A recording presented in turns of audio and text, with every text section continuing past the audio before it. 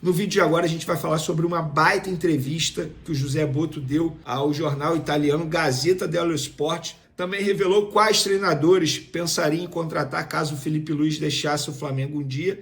Tem também o assunto Talisca. É verdade que o Talisca está na mira do Flamengo?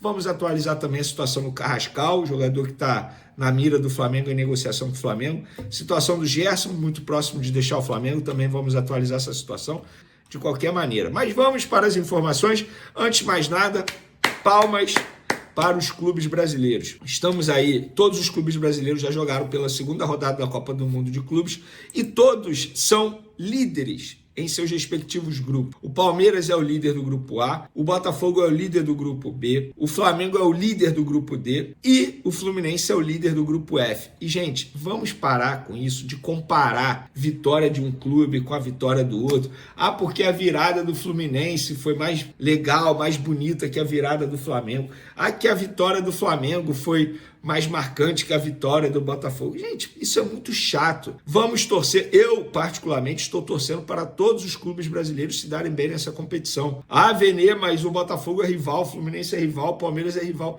Gente, na boa, os europeus, eles pisam na cabeça de nós, sul-americanos, a todo momento. Então, eu não quero europeu se dando bem, eu prefiro um brasileiro se dando bem. E é isso, e tá tudo bem. Essa vai ser a minha torcida. Fiquei feliz que o Fluminense saiu de campo ontem com a vitória. Fiquei feliz que o Botafogo venceu o PSG e a gente pôde ver uma galera mal de cabeça por conta disso. Então, é isso. Eu vou torcer para os brasileiros, espero que os brasileiros continuem se dando bem. Inclusive, nas quartas de final, pode ter confronto entre brasileiros. Flamengo e Botafogo, ou Flamengo e Palmeiras, se eu não estiver errado ali no chaveamento. Mas é isso. Então, é torcer para os brasileiros se darem bem. Pelo menos eu vou continuar pensando dessa maneira.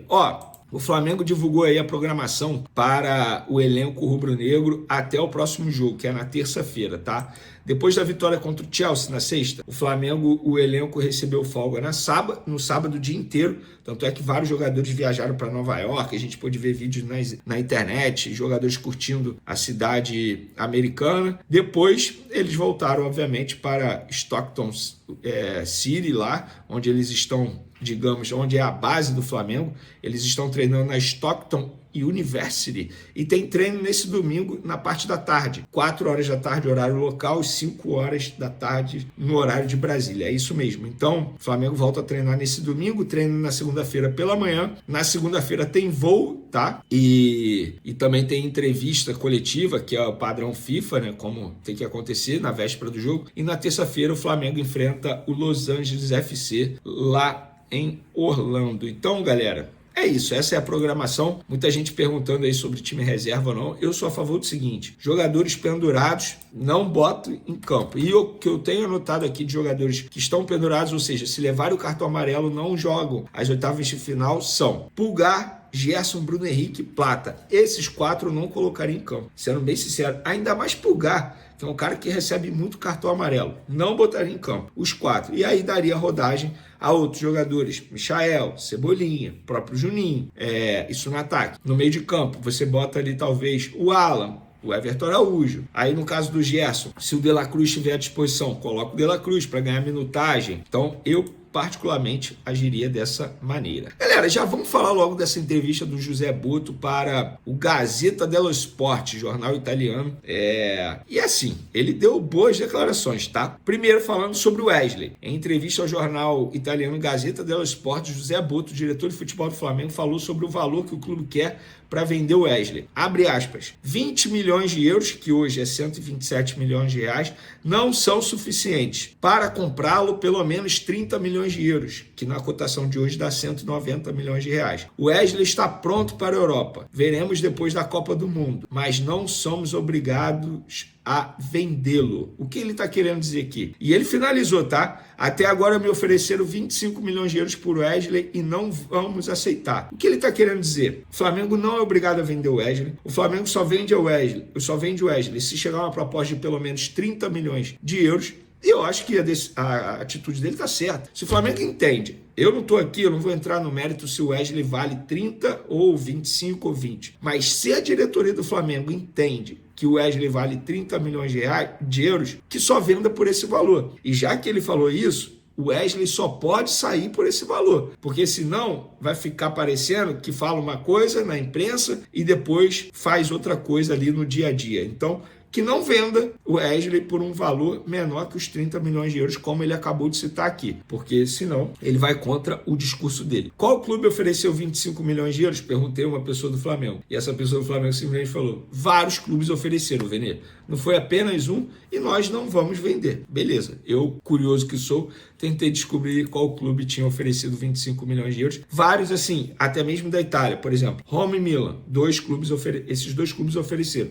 E isso eu tenho certeza, é apuração. Roma e Milan ofereceram 25 milhões de euros para o Wesley. O Flamengo não quis vender. Agora, outra declaração dele que me chamou a atenção foi, ele foi questionado sobre qual jogador ali do futebol italiano poderia pensar na contratação para o Flamengo, e ele falou: para o que precisamos agora, eu pensaria em Vlahovic, que é o sérvio atacante da Juventus. Nosso problema não seria dinheiro, mas convencer esses grandes nomes a virem para o Brasil. No futebol, nunca diga nunca. O Dusan Vlahovic, ele tem 25 anos, tá? Ele começou, obviamente, lá no futebol da Sérvia. Chegou em 2017 e 2018 à Fiorentina, da Itália. Ficou lá até a temporada 2021-2022, depois se transferiu para a Juventus, clube que ele defende até hoje. Na última temporada, 2024-2025, ele fez 42 jogos, 15 gols e deu 5 assistências. É um baita jogador, tá? E de fato seria uma boa contratação para o Flamengo, e foi o que o José Boto disse: o problema não seria dinheiro, o problema seria convencer esse jogador e vários outros a virem para o futebol brasileiro. Inclusive, eu acho que a Copa do Mundo de Clubes pode ajudar nisso, para os jogadores e todo mundo entender que o futebol brasileiro não é tão abaixo dos demais assim. É abaixo. E vai ser abaixo por muito tempo, por questão de dinheiro, gente. É na Europa que tem o maior dinheiro. Isso é inevitável, é economia. É economia. Tanto é que o Estevão, um dos principais jogadores do futebol brasileiro, já está vendido ao Chelsea há muito tempo. E vai ser sempre assim. Não tem jeito. Mas o Arias continua no futebol brasileiro. Beleza. Méritos do Fluminense, que recusou proposta aí do Zenit, e também o jogador não quis ir para o Zenit. Mas veja se algum grande da Europa vem buscar o Arias agora. Não, porque ele já está com uma idade avançada, tal como a Arrascaeta, entre vários outros. O Gerson, por exemplo, ele vai voltar agora para a Europa, mas ele vai para o Zenit, que é um mercado que poucos jogadores estão aceitando ir nesse momento. Galera, outra declaração que eu achei maneira demais do José Boto foi quando ele foi questionado sobre uma possível saída do Felipe Luiz futuramente, já que é um treinador que está se destacando. E ele falou o seguinte, o José Boto: se meu técnico fosse para a Europa, no caso Felipe Luiz, quem eu levaria para o Flamengo? Para vencer, eu escolheria o Conte, mas pelo estilo do Flamengo, o ideal seria o De Zerbi, que conheci no Shakhtar. Ele é um gênio, mas espero que Felipe Luiz fique. Ele dorme pouco e trabalha muito como o De Zerbi, mas é mais tranquilo. Gostei dessa declaração do José Boto falando sobre treinador, galera. Então, foi uma baita entrevista, declarações que saem um pouco da caixinha e declarações sinceras. E por falar em declaração, a imprensa turca está informando que o Talisca, Anderson Talisca, aquele Anderson Talisca, que estava no futebol árabe até há pouco tempo, vou até ver aqui quantos anos ele tem, confesso que eu não vi. O Anderson Talisca, que atualmente está no Fenerbahçe da Turquia, tem 31 anos e a imprensa turca está dizendo que ele está na mira do Flamengo. Eu vou trazer a informação que eu apurei junto ao Flamengo. Não procede, o Flamengo não tem interesse, não negocia nesse momento a contratação de Anderson Talisca. Então, até o momento, essa informação não procede. Veneu Carrascal, qual é a situação dele? Vamos lá, vamos atualizar. Continua, entre aspas, na mesma. Pessoas que estão envolvidas na negociação acham que essa operação vai ser fechada após a Copa do Mundo de Clubes, quando o Flamengo, entre aspas, vai voltar e vai dar aquele checkmate no clube russo para poder fazer essa contratação. O clube russo esticou a corda, achando que o Flamengo fosse pagar o que eles estavam pedindo por conta da Copa do Mundo de Clubes. O Flamengo, de maneira estratégica, pensou: não, beleza, a gente vai para a Copa do Mundo de Clubes sem ele, e depois dessa competição a gente volta a conversar com os russos, no sentido assim, os russos sabem que nenhum outro clube vai oferecer isso que o Flamengo está oferecendo, que é 10 milhões de euros, mais 2 de bonificação, totalizando 12 milhões de euros por um jogador que tem 27 anos já. Então, o Flamengo entende que está muito próximo, mas ainda não finalizou essa contratação. Gerson, continua na mesma também. O Zenit da Rússia espera apenas acabar a participação dele na Copa do Mundo de Clubes, já tem tudo definido, logística para poder fazer a contratação, pagar a multa rescisória ao Flamengo e levar o Gerson por 25 milhões de euros. Então nada mudou, só atualizando, já que muita gente anda me perguntando. Com o passar do tempo, a gente não falou mais disso, porque não tem novidade, não tem por que ficar falando. Mas já que muita gente está me perguntando, eu informo aqui no canal Vene Casagrande, porque esse é o meu papel, informar vocês e trazer informações de assuntos que vocês estejam curiosos e buscando saber. Beleza, galera? Bom resto de domingo para vocês. Bora assistir aos Jogos da Copa do Mundo de Clubes, porque tá maneira demais essa competição. O único problema dessa competição é que ela vai acabar. E eu espero que em 2029 seja no Brasil, porque a CBF já se manifestou de maneira pública, inclusive, que deseja sediar em 2029 a Copa do Mundo de Clubes. Vamos, CBF! Traz essa competição aqui pro Brasil, que seria bacana demais. Tamo junto! O sonho da nação continua vivo,